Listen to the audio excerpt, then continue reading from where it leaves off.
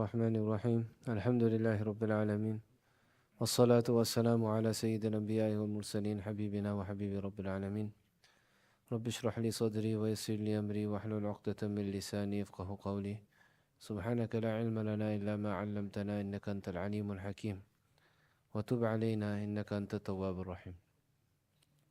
We come now to point 27 on the rights of companionship. ومن حق الأخ على الأخ ألا يكفره بذنب ولولا الناس به إذ لا يخفى قلة ورع الناس اليوم في الكلام وعسر معرفة جميع الألفاظ التي يكفر بها الإنسان.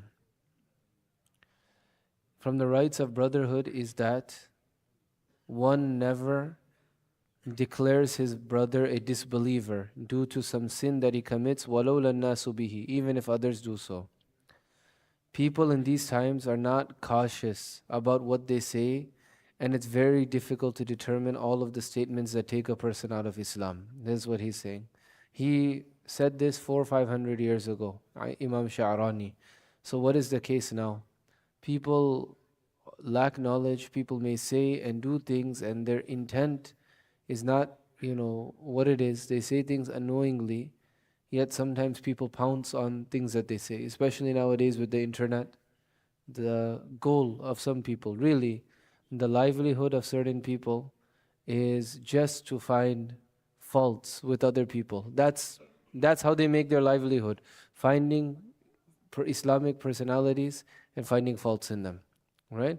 So the rights of brotherhood are that we do not look to do takfir. As Rasulullah sallallahu alaihi wasallam said, find so many excuses, 70 excuses for your brother before declaring him kafir.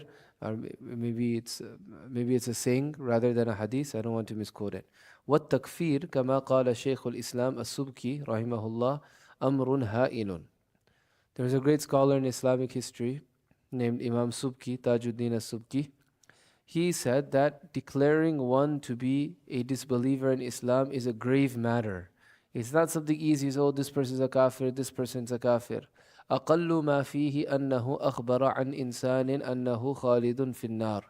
The least of it, the least thing that you could say that when you are calling somebody a kafir is that you are saying that this human being is destined for eternity and hellfire.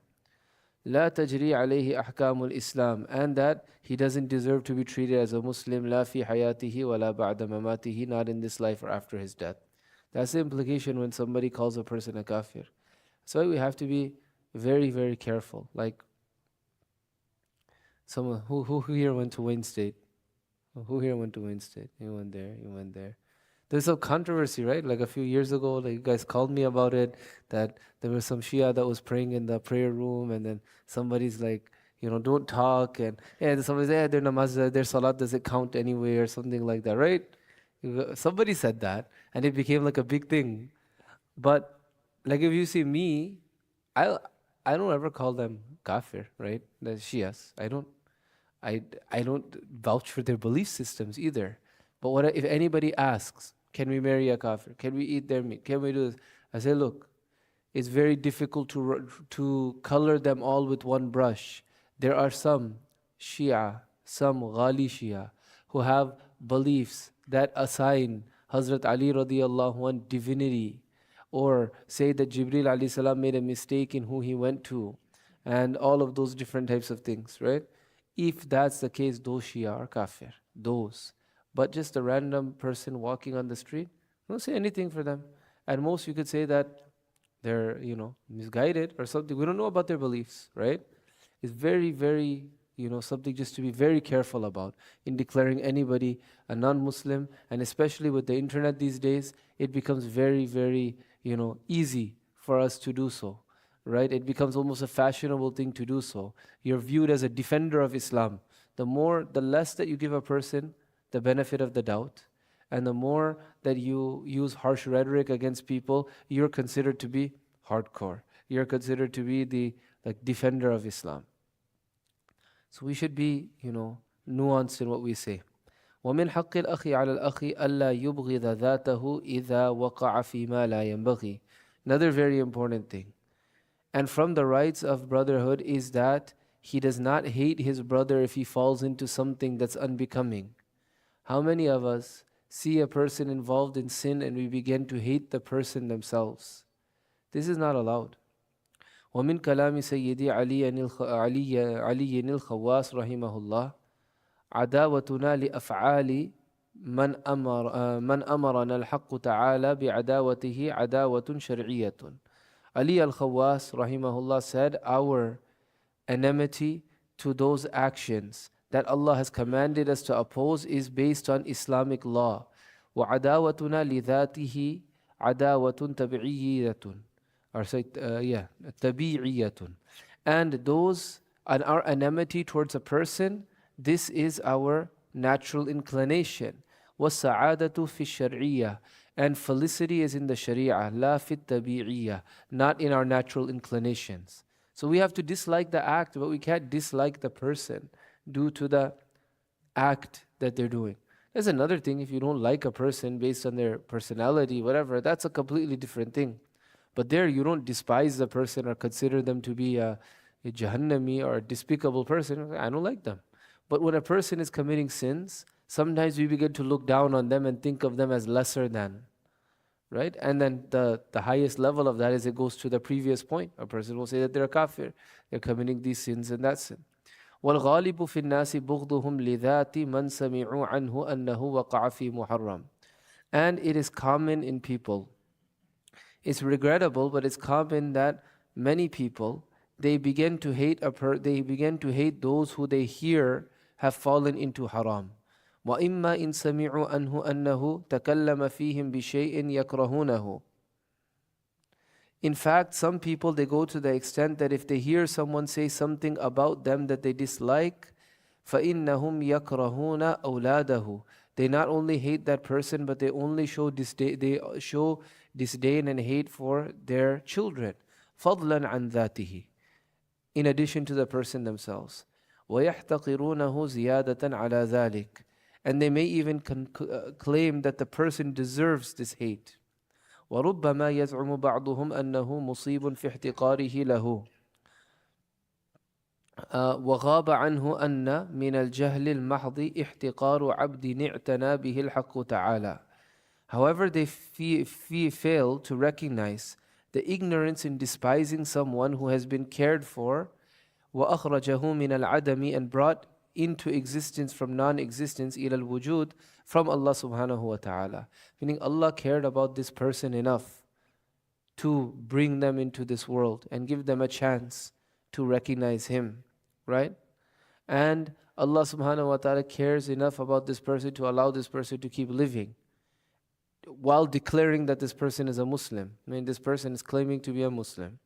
And Allah is allowing them to live and allowing them to keep that claim.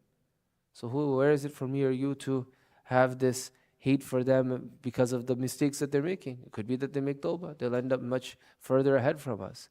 And it's especially wrong that if a person has a dislike for somebody else, that they extend it to the people who have nothing to do with it. Like, me and Zayd, there's no Zayd here, right? Zayd, just a generic person, not... Oh, sorry about that. Sorry. So me and Tom, we don't like each other. So now, but that doesn't mean that I could treat his children badly, right? That's a different matter. فَاحْذَرْ يَا أَخِي. He says, be aware, O my brother, مِنْ ذَلِكَ فَإِنَّ الْحَقَّ تَعَالَى مَا أَمَرَكَ أَن تَحْتَقِرَ أَحَدًا مِنْ خَلْقِهِ. Because Allah subhanahu wa ta'ala has not commanded you to scorn anyone that He has created. وَإِنَّمَا أَمَرَكَ أَن تُنْكِرَ أَفْعَالَهُ الْمُخَالِفَةَ لِشَرْعِهِ. He has only ordered you to condemn actions that go against His commandments, nothing else. لا غير. فَتَأْمُرَ الْعَاصِي وَتَنْهَاهُ. So you should encourage the sinner to do good and forbid him from evil. وَأَنْتَ غَيْرُ مُحْتَقِرٍ لَهُ. While not disdaining him. وَتَأَمَّلْ قَوْلَهُ صَلَّى اللَّهُ عَلَيْهِ وَسَلَّمَ فِي شَجَرَةِ الثُّومِ. And he said, and think about what Rasulullah sallallahu alayhi wasallam said about garlic, the garlic tree. إِنَّهَا شَجَرَةٌ أَكْرَهُ رِيحَهَا. It is a tree, it is a plant whose smell I dislike. So what did Nabi Sallallahu Alaihi Wasallam do when he said this? فَمَا كَرِهَ ذَاتَهَا. He did not dislike the tree itself. وَإِنَّمَا كَرِهَ رِيحَهَا الَّذِي هُوَ بَعْضُ صِفَاتِهَا. He disliked the smell which is one of the qualities of the tree. Nabi Sallallahu Alaihi Wasallam made in an inanimate object, he made a distinction between the thing itself and its qualities. He didn't dislike the thing itself, rather he disliked the quality. فَعُلِمَ أَنَّ عَدَاوَتَنَا لِلْكُفَّارِ عَدَاوَةُ صِفَاتٍ. So from this it's known that our dislike, our enmity, our opposition to the kuffar is opposition to some of their qualities.